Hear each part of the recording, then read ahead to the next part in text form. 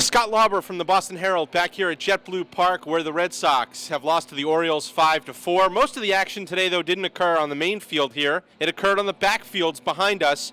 Jon Lester pitched there in a minor league game. The Red Sox didn't want him facing the Orioles only 5 days before opening day. So Lester pitched against a bunch of minor leaguers from the Minnesota Twins and did pretty well, allowed a run in 6 innings, got up to 95 pitches, and afterwards updated us a little bit on his contract negotiations, which is to say there is no update. Now, he was asked about the deal that Max Scherzer of the Tigers turned down, which was reportedly a 6-year, $144 million deal. Scherzer, like Lester, could be a free agent at the end of the season, and Lester said, hey, look, I can't comment on what somebody else did, but if it was me, I'd have a hard time walking away from that kind of money.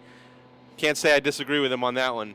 David Ortiz, he is, of course, as you know, 2 for 36 this spring, but the Red Sox are not concerned, and they're not concerned because it's David Ortiz. If it was anybody else, they'd be a little bit worried about what's going on here, but I had a number of people in the organization tell me today that David Ortiz is David Ortiz, and he's had all kinds of spring trainings over the course of his career.